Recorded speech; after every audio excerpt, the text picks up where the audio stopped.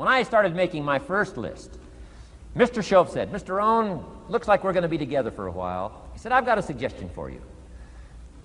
He said, I think one of the first goals you ought to set, you're a 25-year-old American male, sure you've made some mistakes, but now you're on the road to better things. You got a family, worth it. Reasons makes the difference.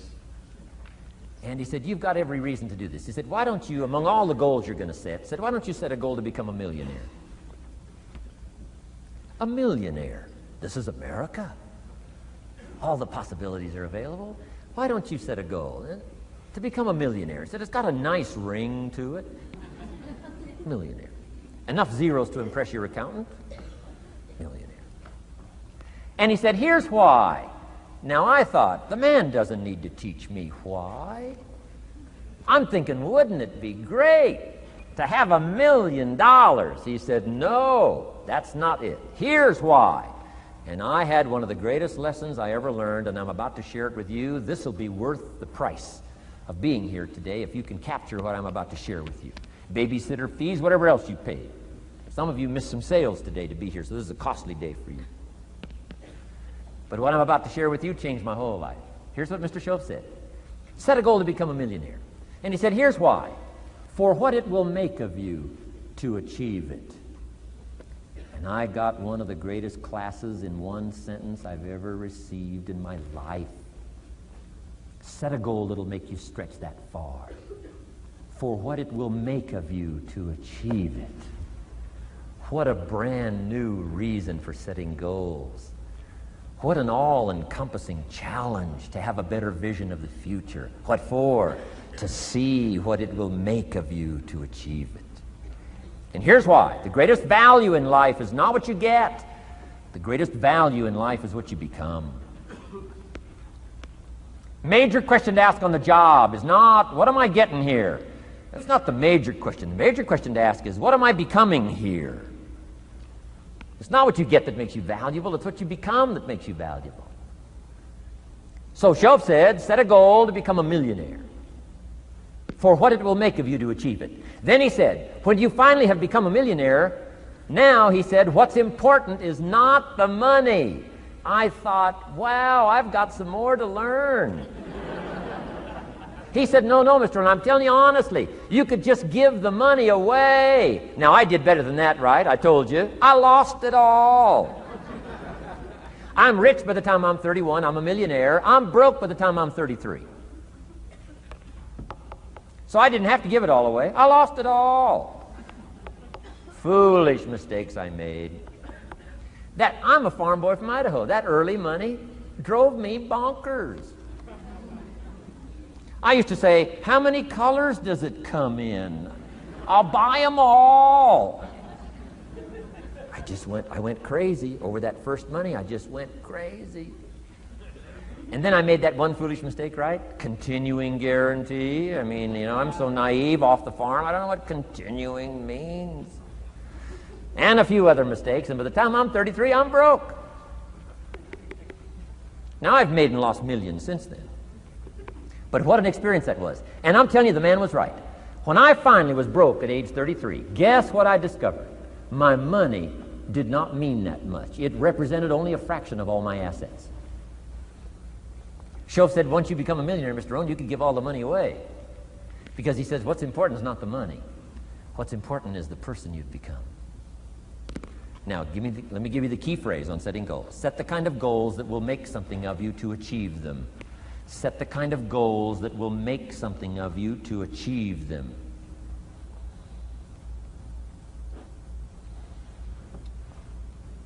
Always keep that in mind. What will this make of me? If I set this goal and go for it, not only will I achieve it, but what will it make of me in the process? What a whole new concept on setting goals. Now, there's two parts to this, and then we're wrapping up goals. Here's the first part now in this goal setting for what you become. Number one, don't set your goals too low.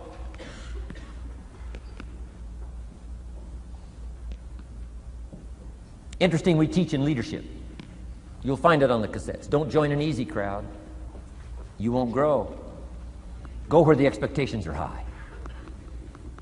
Go where the demands are high.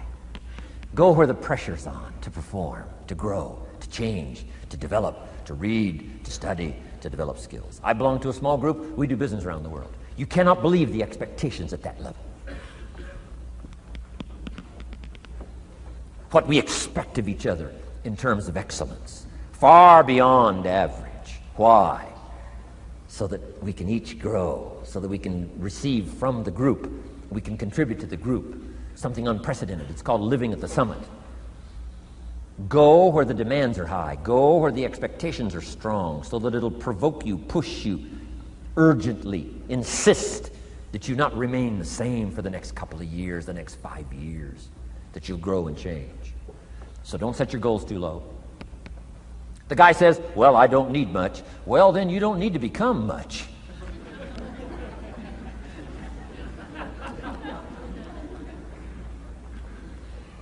Now, here's the last part on setting goals. Don't compromise. Don't sell out.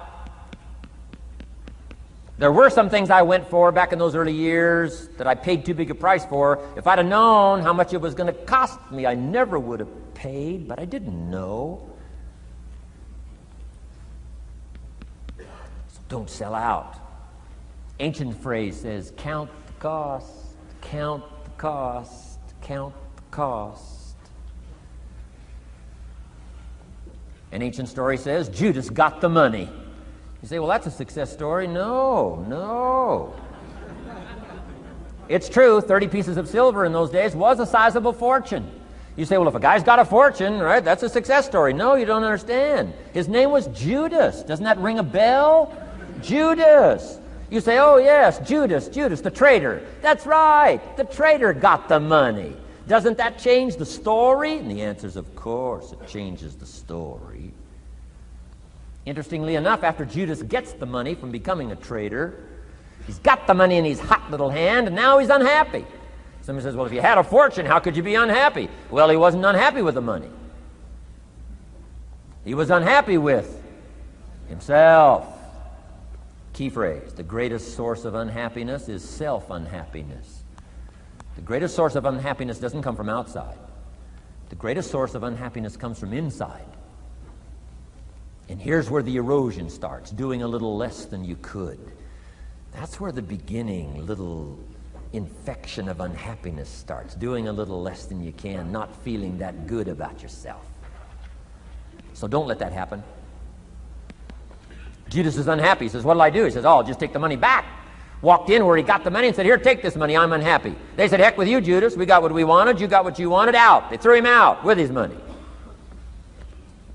Judas says, well, what'll I do now? He says, oh, clever. Should have thought of this first. I'll just throw the money away. And he proceeded to throw his fortune away. Why would he throw his fortune away? He was so unhappy with himself. And that's not even the end of the scenario. After he threw his fortune away, he couldn't change what he became, a traitor. And now, in total abject frustration, he goes out and hangs his worthless self. Which all traitors should do, save the state the money.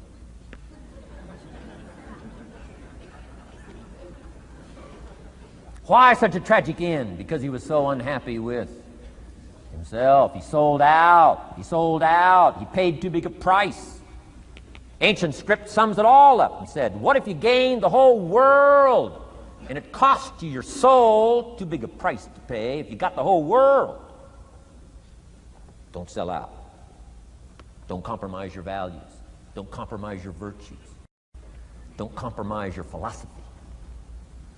Key. Here's the key word, beware. If Judas could speak back, he'd probably say beware.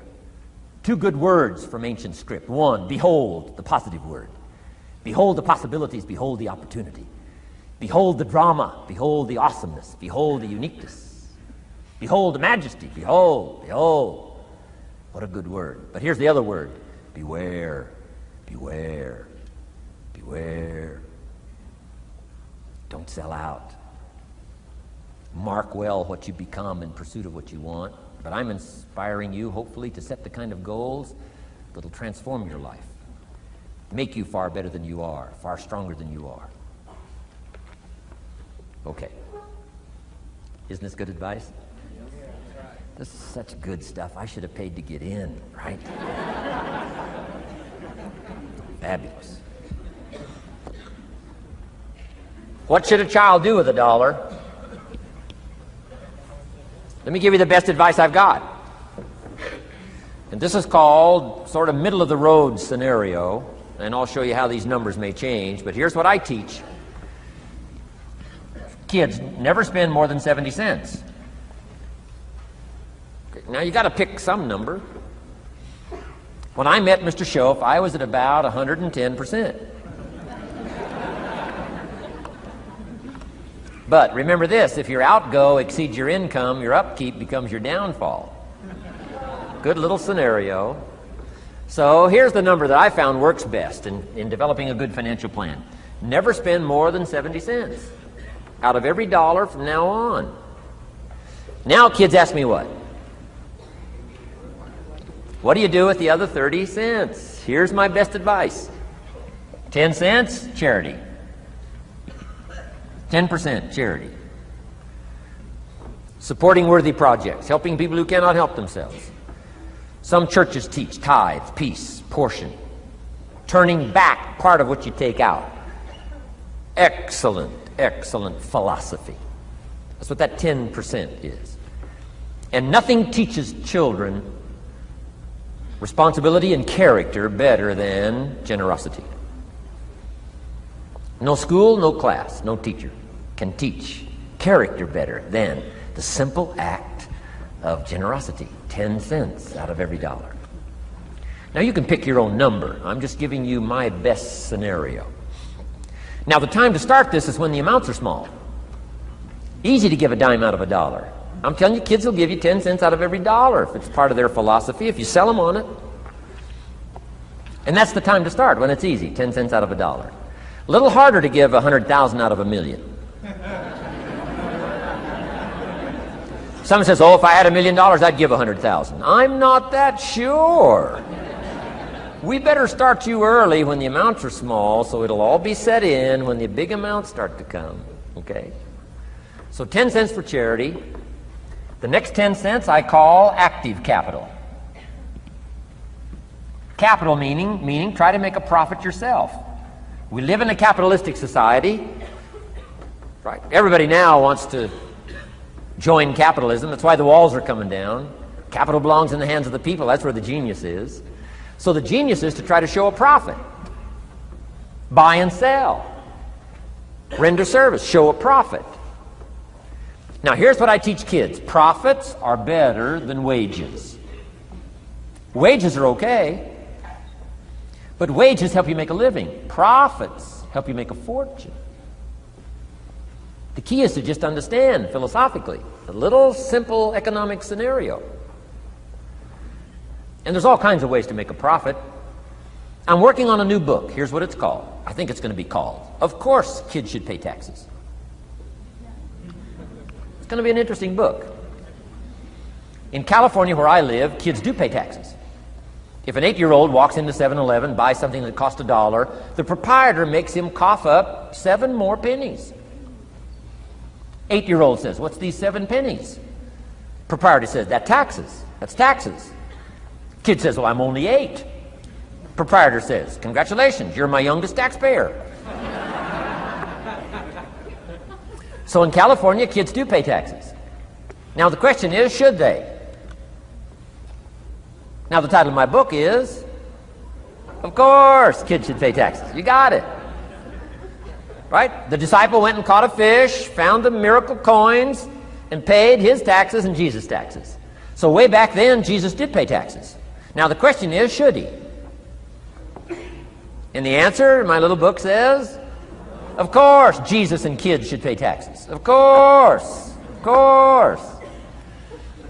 If an 8-year-old wants to ride his bicycle on the sidewalk instead of in the mud, you have to pay taxes. Things cost money. You've got to pay taxes. Aircraft carriers keep tyranny over there instead of over here. Aircraft carriers cost money. It's expensive to run this whole show. We can't use used missiles. I mean, you know, it's expensive to run the whole deal. Of course, everybody has to pay. Now, active capital means try your best to show a profit. Now, there's many ways to show a profit, not just money. Touch something, leave it better than you found it. That's a profit. Some profits are intangible, some profits are tangible. Long before Earth Day, for all sophisticated people, it was very proper when you left your hotel room to turn out the lights. All educated people. Why? Leave a profit. It's so easy to flip the switch and leave a profit. Some says, well, the hotel gets the profit. What do you care? All you need to become is a person who leaves a profit. Wow. I talked to a man who runs a whole string of apartments. He said, guess what? Most people, when they rent an apartment, leave it, what? Trashed, worse than they found it. What kind of a reputation would that be? Whatever you touch turns to trash. Whatever you touch gets dirty. Nothing you touch gets better. See, that's a poor philosophy. No wonder it leads to poverty, small lives. As one writer said, living lives of quiet desperation. This is where it all begins. Failure to leave a profit when you can, turn out the lights, doesn't matter what it is. Become profit-minded. Profits are better than wages because profit has the potential to make a fortune. Wages has the potential to make a living. So I teach kids, take part of your wages. If you earn the money, take part of it for charity and part of it to see if you can't make a profit. And there's all kinds of ways. My book's going to be full of all kinds of ways kids can make money. I teach kids how to have 2 bicycles, one to ride and one to rent. I mean, it doesn't take long to get into business. You don't have to be a genius. Halfway bright, you can start showing a profit. Now, here's the next 10 cents called passive capital. Meaning, let somebody else use the capital, you provide it, you're passive, they're active. And let them pay you interest. Profits and interest. Unique way to make a fortune. In fact, there's a Bible philosophy. I teach teenagers this Bible philosophy. Here's what it teaches. The borrower is servant to the lender. Wow. So where is the power position? Not a spender, a lender. And if I've taught teenagers well, if you ask them, among some of the things you want to be, when you grow up, as years pile on, what would you like to be? I'm telling you, among some of the things that they would like to be, if they've sat in on my classes or gotten some of my material, they will say, I want to be one of them lenders. Powerful position. Let somebody else use your capital. Some projects require more capital than any one person has. So we've got capital pools, whether you put it in a financial institution or whatever, right? Earn an interest, earn a profit, right? Buy a car and sell it for more than you paid for it. Why? Because you leave it better than you found it. Touch something and leave a profit. Okay? It's not just wrapped up in money and economics. This helps to teach all other scenarios of life on profit and capital and expenditures, what to do with your time and what to do with your life, and as well as what to do with your money. Okay? Now, this little scenario I call the ideal. Now, here's what's important. To set up the ideal and work toward it. Because at first you may not be able to do these numbers. Some people are in such desperate situation currently, they got to go 97, 1, 1, and 1. I mean, I had to start there. Start with pennies. And remember, it's not the amount that counts. Mr. Schoaf gave me the clear situation. Here it is. It's not the amount that counts, it's the plan that counts. When I met Mr. Schoaf, I'm 25 years old. I said to him, if I had more money, I'd have a better plan. He said, no, Mr. Rohn, if you had a better plan, you'd have more money. 6 years? 6 years? In America, 6 years? Come on, it's not the money, it's not the amount, it's the plan that counts. So set up an ideal plan like this. Now you can rearrange this and modify it to suit yourself. I'm just giving you here as an example. So set up the ideal and then start making progress toward it. Okay. Because finally these numbers are going to change if you move on up into the higher area, right? The people I work with around the world couldn't spend 70 cents out of every dollar. Would be obscene. That'd be too much. So these numbers are bound to change. I don't know what mine are. Probably 20% up here. A lot larger numbers down here. Okay? So these numbers can change. I'm just offering you a good sample philosophy. Remember, philosophy is the set of the sail. The economy is not the set of the sail for you. For you, the set of the sail is your own philosophy, your own thinking, your own plan, your own concept. Don't borrow somebody else's plan. Don't borrow somebody else's concept. Don't borrow the concept, spend all you can, cross your fingers and hope for the best. Don't borrow that. Develop your own philosophy, and I'm telling you, it'll lead you to unique places. Now, the rest of a lot of this is on the cassette tapes, but let me just give you 2 or 3 more pieces of the scenario here. Then I want to talk about communications, and then we're going to wrap it up. Okay. Here's 2 or 3 more parts to financial independence. Number 1, keep strict accounts. This is the best of disciplines. Keep strict accounts.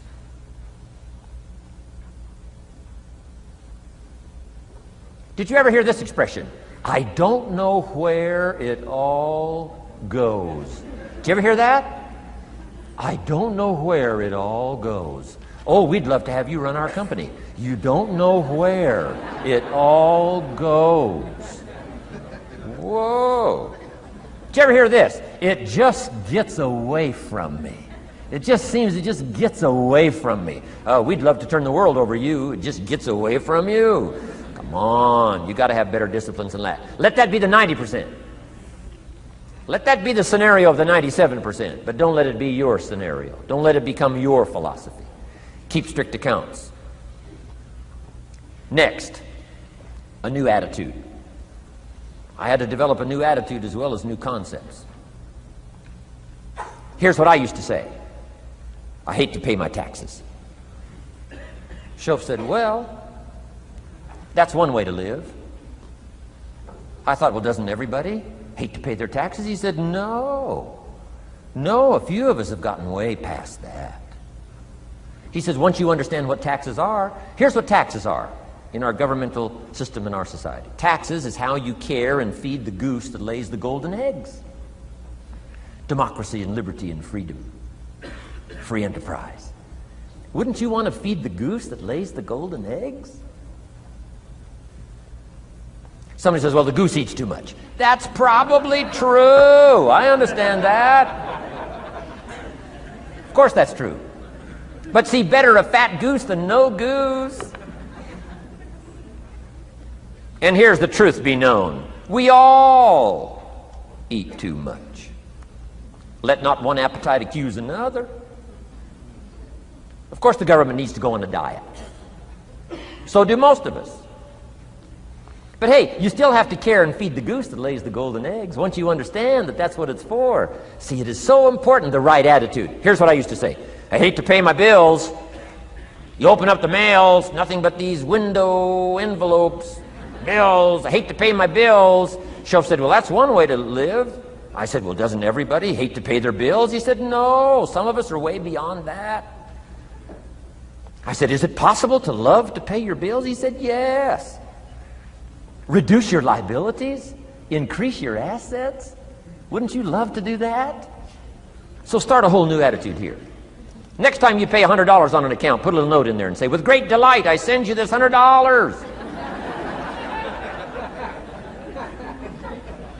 I mean, they don't get many letters like that. Reduce my liabilities, increase my assets. My picture's changing. My picture's improving. I love to pay my bills. Keep the money in circulation. Pay my taxes, feed the goose that lays the golden eggs. It's a matter of attitude. And here's the last on attitude. Everybody must pay. Of course, life is called opportunity, but life is called price. But we must all pay. We must all share.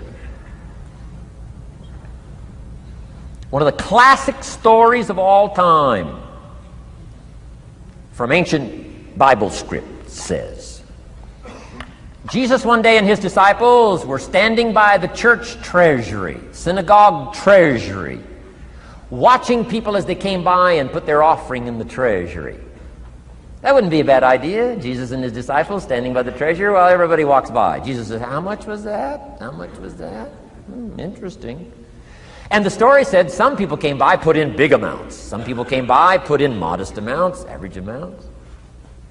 And the story says, then a little lady comes by and puts in 2 pennies in the treasury.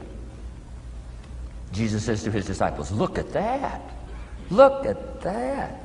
His disciples said, 2 pennies, 2 pennies, what's 2 pennies? Jesus said, no, you don't understand. She gave more than everybody else. They said, 2 pennies is more than everybody else? He said, yes. Because I'm certain that her 2 pennies represented most of what she had. And if you give most of what you have, then you've given the most. Wow. What a lesson to learn. It's not the amount. It's what it represents of your life that counts. Now let me give you the wisdom of the scenario that did not occur. And this is the greatest of wisdom. And in my own particular peculiar brilliance, I have the ability to record for you what was not recorded in the scenario of the story. Here's what did not occur, which may teach us one of the greatest of the wise things that was taught in this scenario. Here's what did not occur in the scenario. Jesus did not reach into the treasury and get this little lady's 2 pennies and run after her and say, here, little lady, my disciples and I have decided that you're so pitiful and you're so poor that we've decided to give you back your 2 pennies. I'm telling you, that did not occur. If it would have occurred, she would have been what? Insulted. She would have rightfully said, I know my 2 pennies aren't much, but it represented most of what I had. And would you insult me by not letting me contribute what I wanted to contribute, even if it's only 2 pennies? I'm telling you that did not occur. Here's part of the wisdom of the story that was not recorded. Jesus left her pennies in the treasury, meaning everybody has to pay, even if it's only pennies. That's the key. And whether you start with pennies or whether you start with dollars or whether you start with nothing, remember, part of the scenario is to spend, of course. Part of the scenario is to invest, and part of the scenario is to show a profit, and part of the scenario is to help take care of people who can't take care of themselves. If you'll set up your own philosophy, I'm not asking you to buy my philosophy. I'm not asking you to adopt my numbers. I'm only wanting to provoke you to think, for you to come up with a splendid economic philosophy that's got you up early and got you up late, has got you thinking and pondering ways to use your resources and turn it into the dreams you want for the future. And that's my little story on financial independence. Okay. Here's the next to the last subject, communication. How to affect other people with words. I've got a little 4-point program here for you to consider. The whole expanded version now, 3 days, right? 3 days of all this is in that package that you're taking home. So this is called an abbreviated version of all the rest, this 1 day, video day. 4 steps to good communication. Here's number 1, first of all, words can work miracles. That's why communication is so important. Words can work miracles. Words are powerful. Words are almost godlike. In fact, ancient script says the Word was God. God was the Word. Wow, words and God. I said to my Israeli audience last year, in the beginning, the story of creation is unique. It says, in the beginning, Jehovah God spoke and said what? Got some students here, I'm sure. In the beginning, Jehovah God spoke and said what? Let there be light. And what? There was light. Wow. Wow.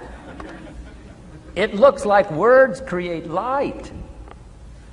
Is that possible?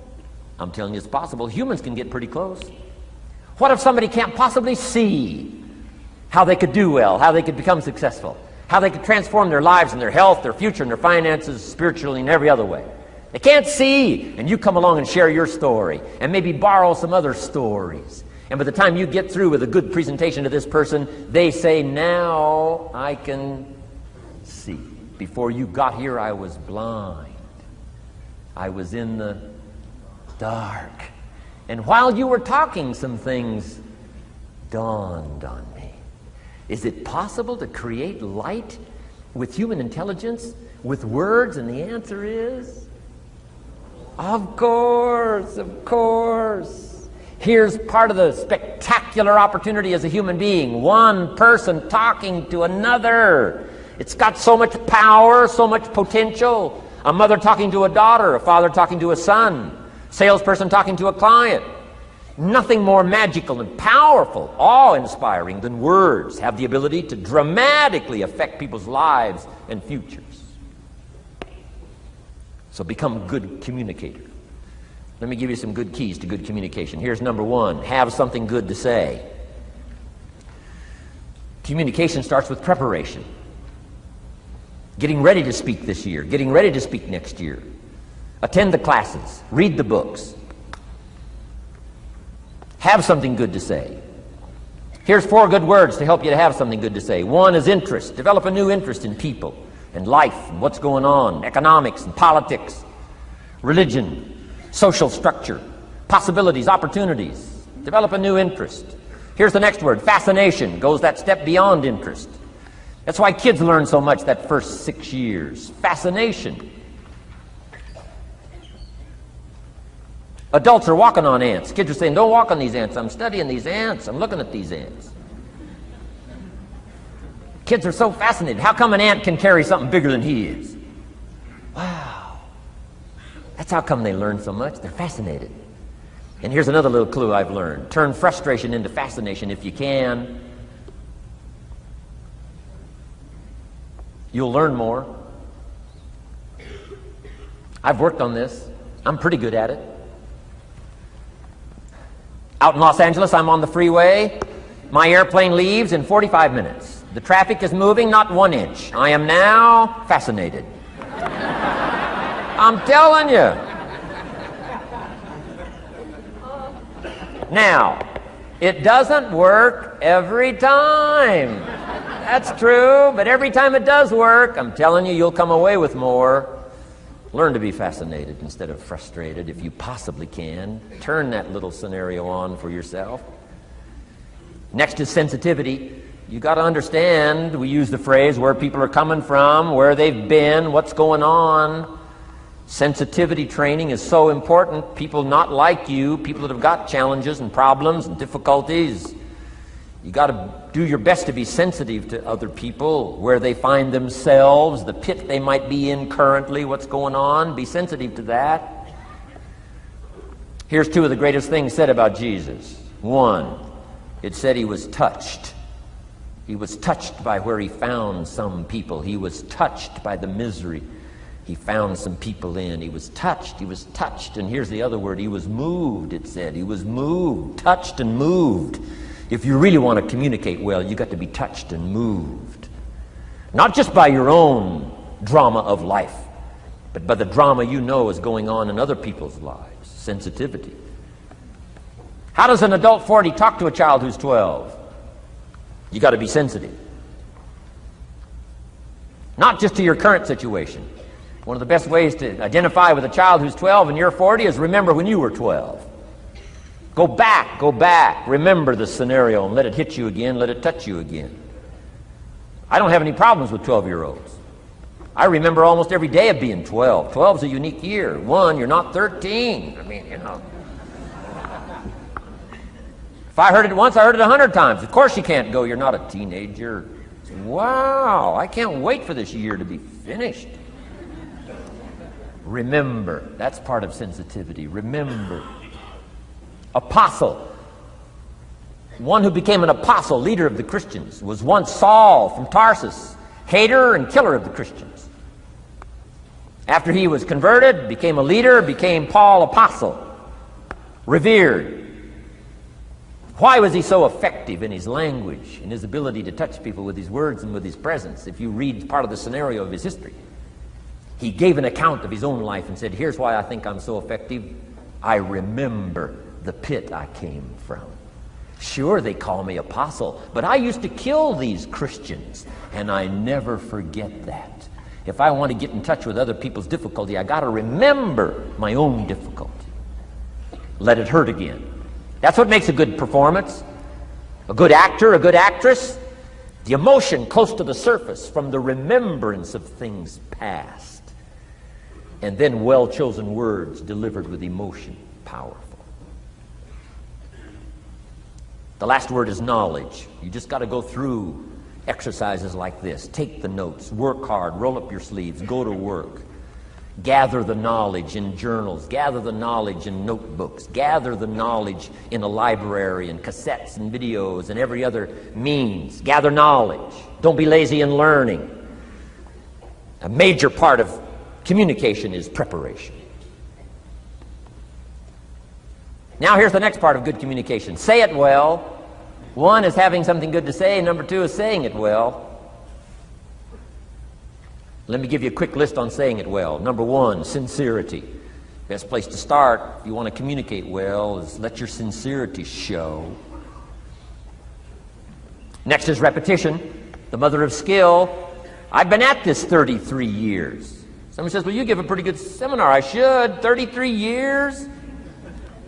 33 years. Repetition. Next, brevity. Sometimes you don't need many words if you're totally sincere, I'm telling you. Jesus' presentation in gathering up his team called disciples was fairly short. He just walked around the countryside, took a look at somebody and said, you follow me. That's brief. I mean, that's short. Now, why could he get by with such few words? And this takes care of a lot that I've tried to share with you today called personal development. Here's why I think Jesus could get by with such few words. For all that he was, that he didn't have to say. Take that scenario home. For all that I am, that I don't have to say. Just a few words could be dynamic in affecting someone else's life. A child, a business colleague, a sales client. Next, vocabulary. Got to work on your vocabulary.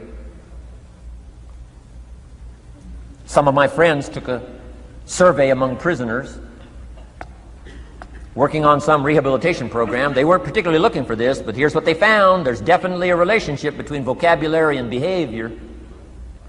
And here's what they found out. The more limited the vocabulary, the more tendency to poor behavior. And when you think about it for a while, it makes sense. Words are a way of seeing. And if you don't have a good vocabulary, you can't see very well.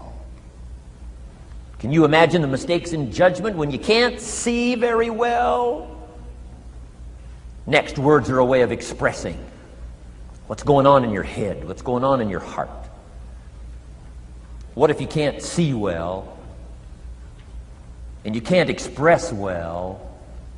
You can imagine the tragic scenario of 5 years of that, 10 years of that, 20 years of that showing no improvement. Behavior now becomes a major problem. And that person's world gets smaller and smaller and smaller. Why? They can't see and they can't express. And finally, they don't need much bigger place than a 10 by 12 cell. Their world is so small anyway, don't need much bigger place. I'm asking you to stretch your vocabulary. I used to put words up on a 3 by 5 card. I drove a lot back in those days, but at the end of the day, I'd mastered 2 or 3 words. My oldest daughter, Linda, with my grandkids, starts the day with what's called the word for the day. She writes it on a chalkboard, the word for the day. And the kids memorize that word and the meaning of the word. And every once in a while during the day, she'll say, what's the word for the day? The last day I was there, the word was superficial. Natalie's 4, Nathaniel's 5. And several times during that day, Linda, my daughter, would say, what's the word for the day? Natalie would say, superficial. And she would say, Nathaniel, what does that mean? On the surface. Several times during the day. What's the word for the day? Superficial. What does it mean? On the surface. If you were to ask my grandkids, the last time Grandpa was here, what was the word for the day? I'll bet you they'd probably know. Superficial. On the surface. Word for the day. Why not learn a word a day? Why not add to your vocabulary so you can see more, see better, and express better? Put out in words what's in your heart, what's in your soul, what's in your mind. It's important. So say it well. Here's number 3. Number 1 was have something good to say. Number 2, say it well. Here's number 3. Read your audience. These are just simple concepts now. You've got to add some of the details, but that's what I'm mainly good for, is concepts. Read your audience. If you're talking to a child, you've got to study the face of the child. You've got to study a little body language. You've got to study what's going on, so you'll know whether to shift gears, come on a little stronger, ease off a little, might be too strong, search for another illustration, soft, strong. A lot of that is dictated by reading your audience. When I first started lecturing, I had some challenges here. I was so absorbed in my notes, lecturing like this. I'm telling you, in those early days, the audience could have left and I'd kept right on going. I didn't know what was going on down here. I didn't know what was going on over here. I didn't have any idea what was happening over here, whether I should come on a little stronger, ease back. I didn't know. I couldn't read my audience. So, read your audience. A prospect, read. Now let me give you some ways to read. Number one, by what you see. Body language tells us some things. How to shift gears, whether to go on, whether to stop. If you're talking to somebody and they're leaning toward the door, that means you gotta hurry, right? They're not gonna be here long.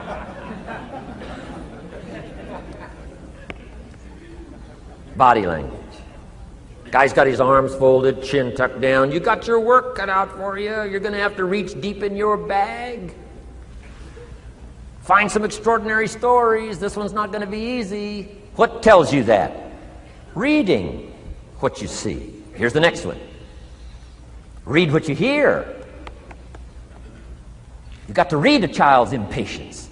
Kids don't mind telling you whether they're bored or impatient. Kids' attention span is short. Doesn't last long. You've got to get it said. You start talking to a child, 30 seconds they say, "How long is this going to take?" Whoa. Read. Listen. Listen for the response. Now you'll know whether to shift gears, change your language, find a new illustration, soften, stronger. Read your audience. Read what you see, read what you hear. And here's one of the most important. Read what you feel.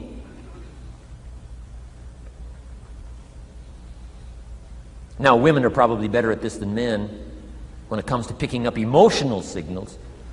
Men, they can see, and men, they can hear, but it takes a little training for a man to pick up those emotional signals that are so important so you don't say the wrong stuff. Because it's so easy to make a mistake in language. What if you meant to say to someone you care about? What if you meant to say, "What's troubling you?" And instead you said, "What's wrong with you?"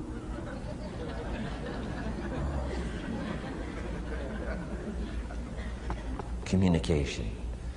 So read the emotional signals. If we could learn from the women on this emotion. Women have this uncanny antenna picking up this stuff.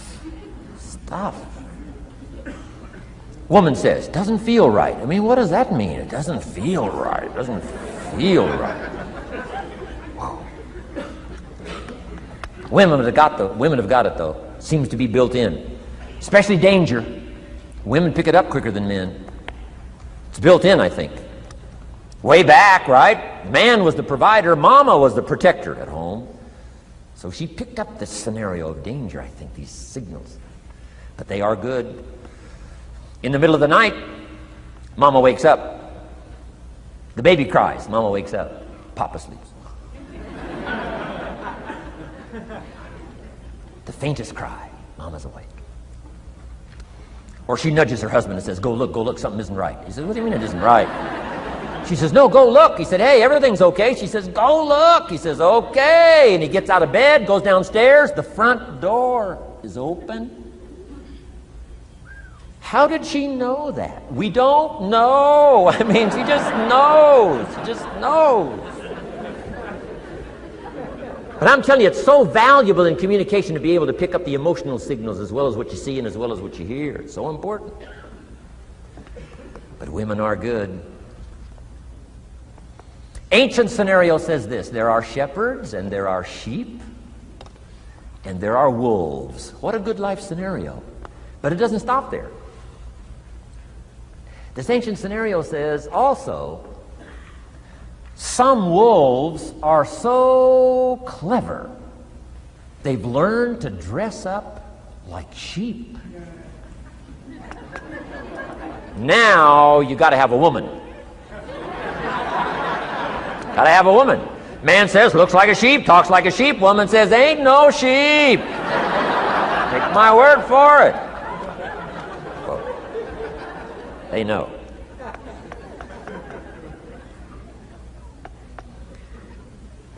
Read. Pick up the signals. Don't ignore the signals. Develop this personal development scenario, communication, financial independence, and all the rest. Now here's the last part. Intensity. Words mixed with emotion. Words mixed with hate. Words mixed with love. Words mixed with faith. Words mixed with courage. That's what's powerful.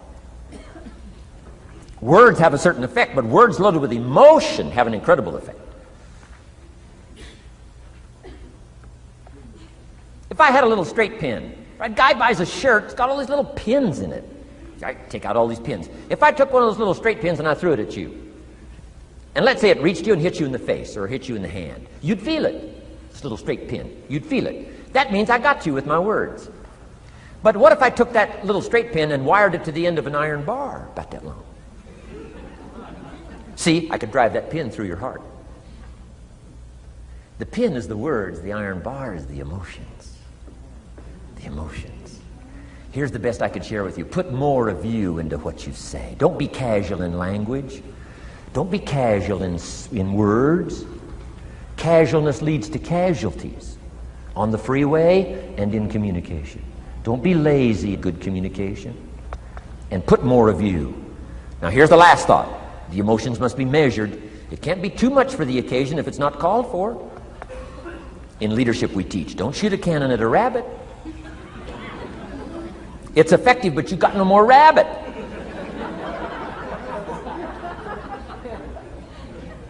So here's some of the most powerful scenario in communication. Here it is. Well-chosen words mixed with measured emotion. The basis of affecting people with good communication. Well-chosen words mixed with measured emotion. And one last point on communication. The more you care, the stronger you can be. The more you care as a mother, the stronger you can be with your children. The more you care as a father, the stronger you can be. The more you care as a leader, the stronger you can be in helping to solve problems, getting on somebody's case. The more you care. But you got to care. I don't mind a minister consigning my soul to hell fire for my sinful ways. I don't mind that. If he believes it, I don't mind him consigning my soul to hellfire for my sinful ways, as long as he does it with tears and not with joy. If you're going to preach a message on hellfire and consign people to hell's fire, you got to cry and sob your way through a sermon on hellfire. We would all dismiss as a performance a dry-eyed sermon on hellfire. You can't legitimately preach hellfire unless your heart breaks.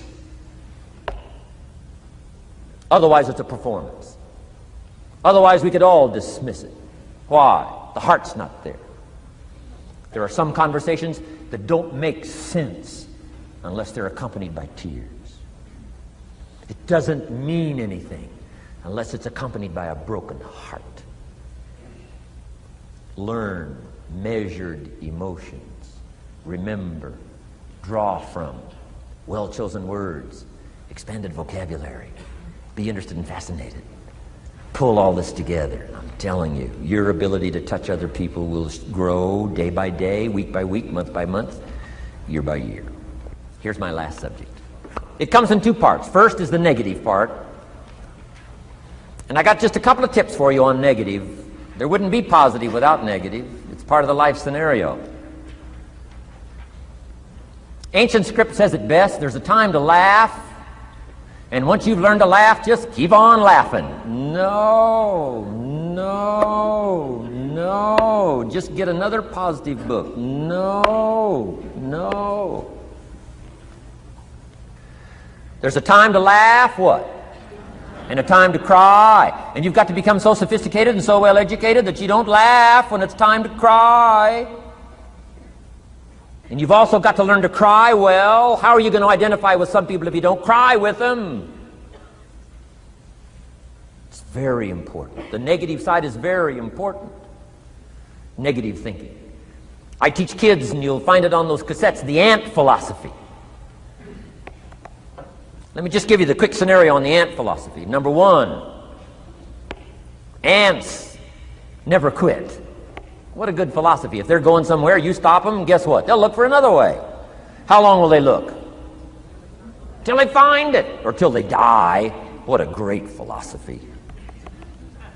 But here's number two. I can't give them all to you, but here's number two. Ants think winter all summer. You've at least got to be that bright. You can't think summer all summer. You got to do some winter thinking in the summer. You say, well, the sky is blue, the clouds are fleecy. You can't be faked out by that. Ancient story says, don't build your house on the sand in the summer. Why would we be cautioned not to build our house on the sand in the summer? Because it's easy to get faked out. So what should you do during the summer? Think winter. Think storm. That'll drive you to find a rock in the summer when the sky is blue. Key, negative is normal. You got to handle it. You can't dismiss it. It's part of the life scenario, like your white corpuscles we talked about earlier. So don't ignore it. Let it be part of the scenario. Here's the key. Learn to master it. Negative is not to be ignored. It's to be mastered. It makes us better than we are to wrestle with it. It makes us better than we are to be alerted to tyranny that moves into Kuwait, or ignorance that moves into your life, or procrastination that moves in and robs you of your fortune, or poor health that's going to be the legacy of those who neglect their health disciplines. You got to do battle with the enemies on the outside and on the inside. So learn how to handle the negative. And now here's the last, called the positive. Let me give you the day that turns your life around, as quickly as I can. I got 4 parts to the day that turns your life around, and then we're finished for the day. Number 1, disgust. Disgust. Disgust is a negative emotion, but it can have a very positive, powerful effect. Disgust says, I've had it. What an important day that could be. I've had it. Wow. I met a beautiful, powerful, accomplished executive lady in New York. The company invited me to come in. This lady was a vice president, extraordinary lady. I got to know her, and I found out her story. I said, how did you get here? Big income. And she never went to college, never went to university. I said, how did you get here? Executive, powerful, income. She said, well, let me tell you part of the scenario. She said, when I was a young mother a few years ago, she said, one day I asked my husband for $10. And he said, what for?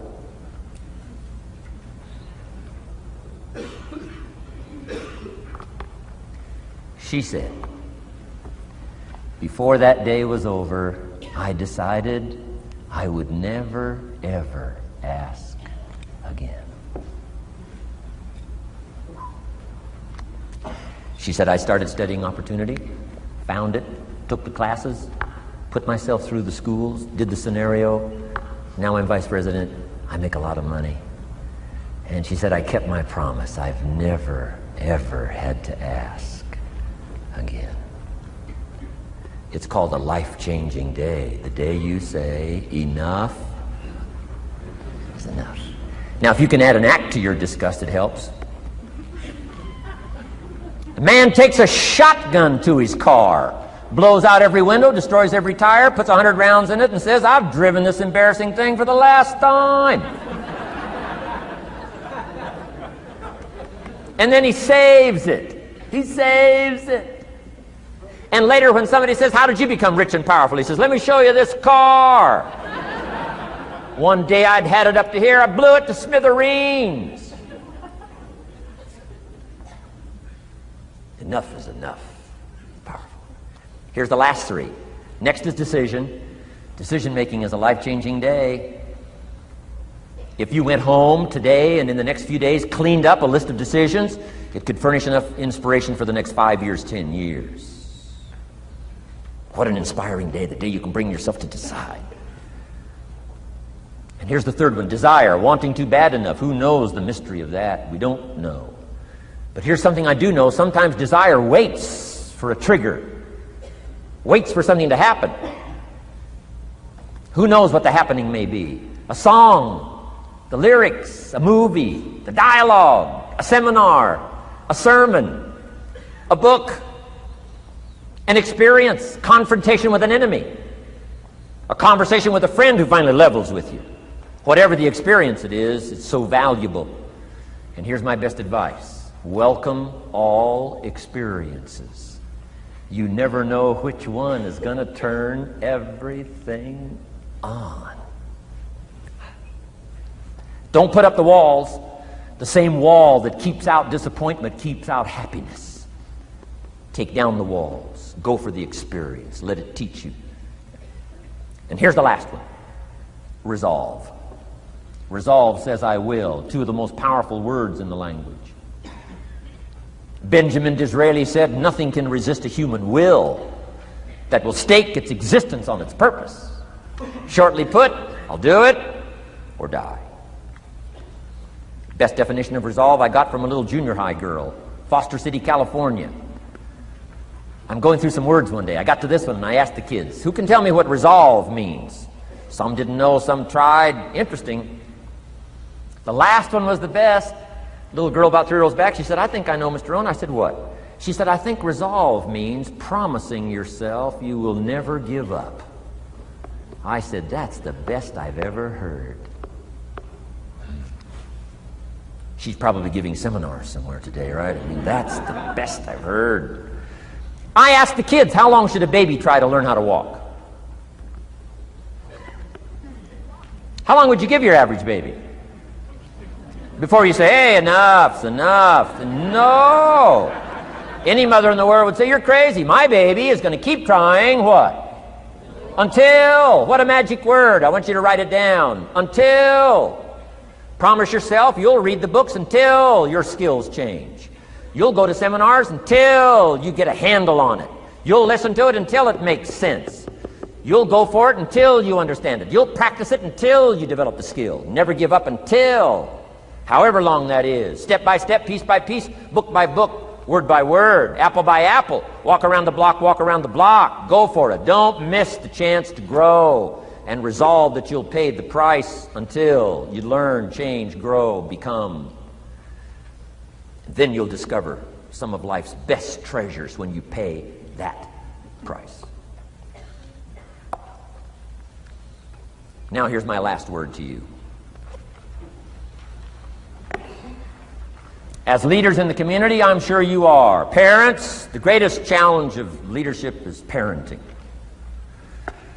Whether you're in sales or management, wherever I've found you today, I want to give you, from my heart to you, what I wished you would do from this seminar today. And if I've inspired you to do this part here, among all the other things I've talked about, I would have considered it worthwhile to leave my family, fly away from my home, drop down into Fort Worth, Dallas, and spend one of my very precious days with you. If I can accomplish this, it'll all be worthwhile.